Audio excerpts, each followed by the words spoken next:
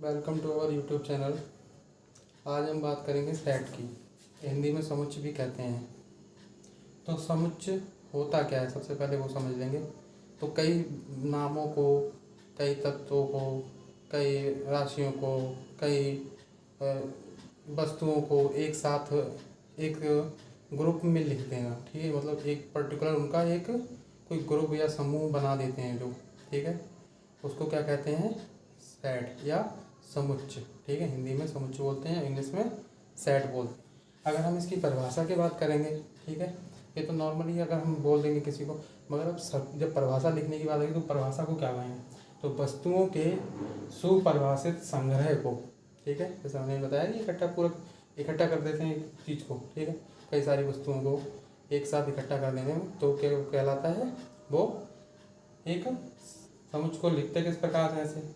ठीक है, एक कोई समुच्चय का नाम दे देते हैं ABCD, इसको केवल लिखेंगे किसमें, मझली ब्रैकेट में, जिसे सेमी कॉलन बोलते हैं इंग्लिश में।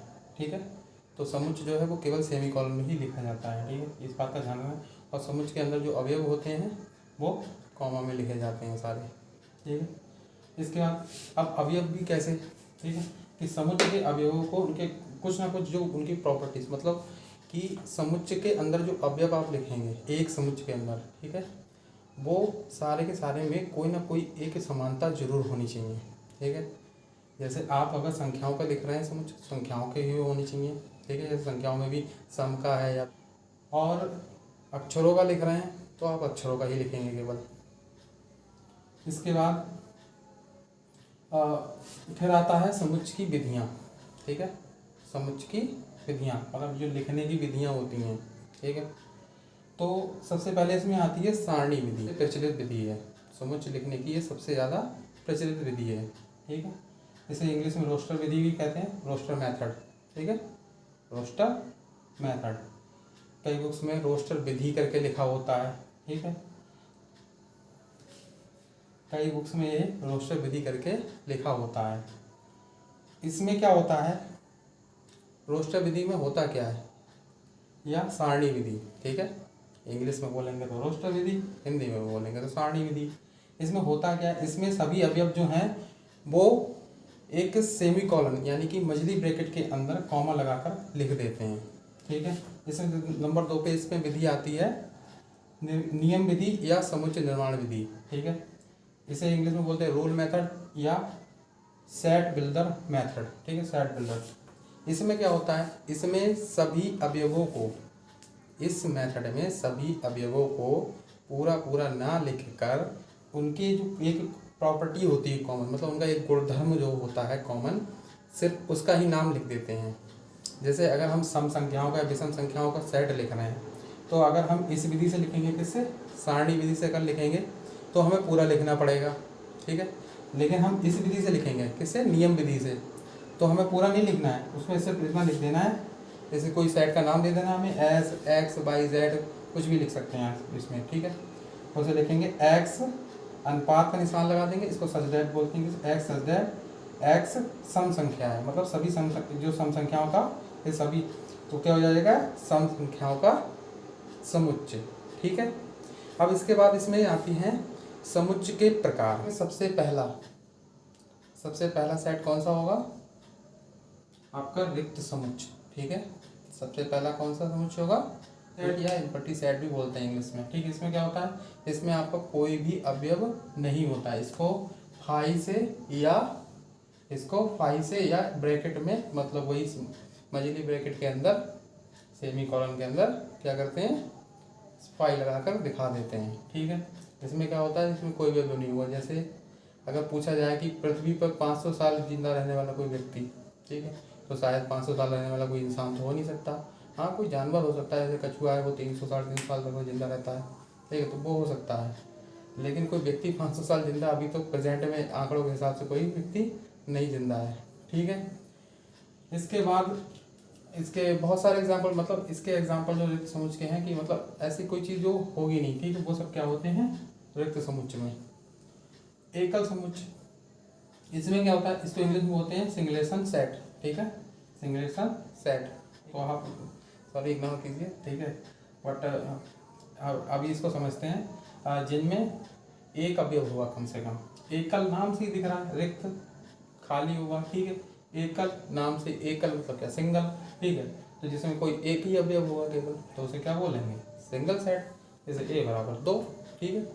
अगर वैसे अगर कोई एग्जाम्पल पेपर में अगर आपको आ जाता है, ठीक है, तो आप उसे कैसे लिखेंगे, जैसे देश में प्रधानमंत्रियों का समुच्चय, किसी देश में प्रधानमंत्री का समुच्चय। अपने देश में तो भाई एक ही प्रधानमंत्री होते हैं, राष्ट्रपति भी एक ही होते हैं, ठीक है, उपराष्ट्रपति भी एक ही होते हैं।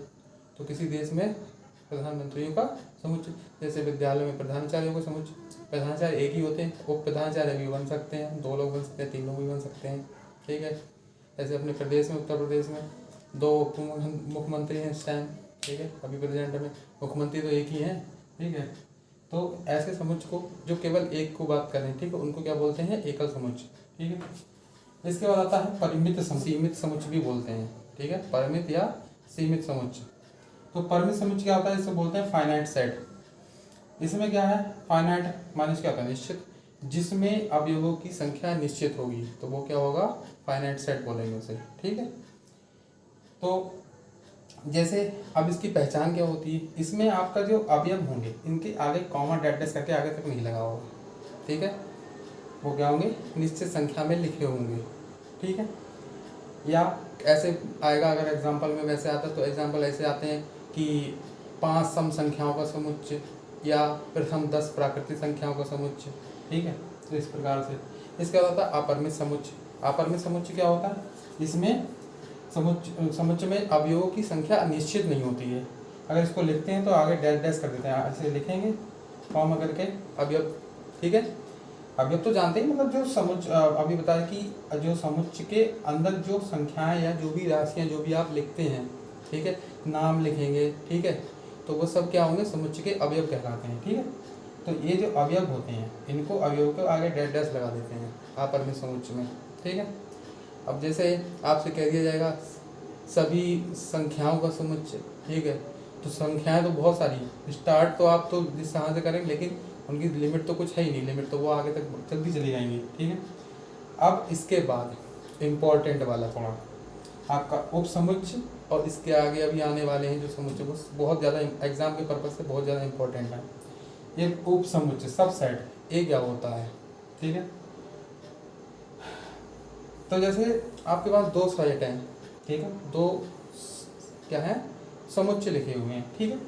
तो उसमें क्या होगा कि एक समुच्चय के, बहुत ध्यान से ध्यान देना है यहाँ पे, कि एक समुच्चय के सभी अवयव दूसरे समुच्चय में होने चाहिए, ठीक है।